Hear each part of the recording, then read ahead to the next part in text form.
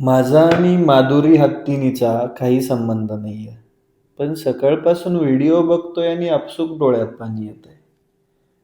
मी जेव्हा ओडिसाला होतो, माझ्या शेतामध्ये खूप सारी हत्ती यायचे. तिथल्या स्थानिकांकडून मी ऐकलं होतं, की हत्तींची बुद्धी ही खूप खूप पॉवरफुल असते.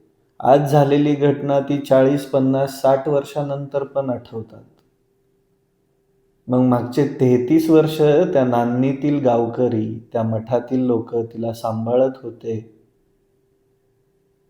त्यांच्यासोबत तिच्या काही भावना जोडलेल्या नसतील का हो?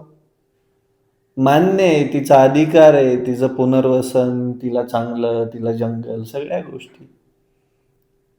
पण त्या मागच्या 33 वर्षाच्या भावनांचं काय?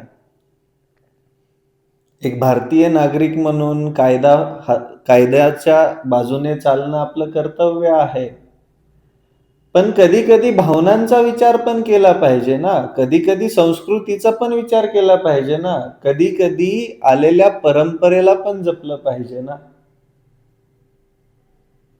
हत्ती आहे पाळलेला हत्ती आणि त्याच्यासोबत असंख्य हजारो लाखो लोकांच्या भावना असतील.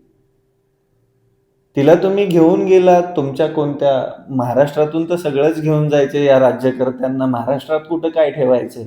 गुजरातला समृद्ध बनायचा जो घाट ठरवलाय.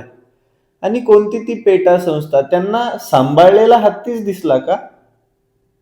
आणि ते एकच संस्थान सांभाळत होतं का या देशामध्ये? दुसरीकडे नाहीत सांभाळत काही. तुम्हाला रस्त्यावर फिरणारे कुत्रे, ते ऍक्सिडेंट मध्ये मरणाऱ्या गायी, त्या नाहीत दिसत. पण जिथं योग्य ठीक सगळं चांगलं चाललेलं असतं ना, तिथं तोंड खुपसायला तुम्ही पेटावाले येणार. त्यात कोर्टाची काय चूक म्हणा. ते अण्णाभाऊ साठेंच्या म्हणीप्रमाणे झाली इथली व्यवस्था रखेल. पण भावनांचा विचार केला पाहिजे होता. व्हिडिओ बघितल्यानंतर संवेदनशील मन आपसूक रडतंय, डोळ्यात पाणी येत आहेत. माझ्या वैयक्तिक आलेत आणि ही वस्तुस्थिती आहे.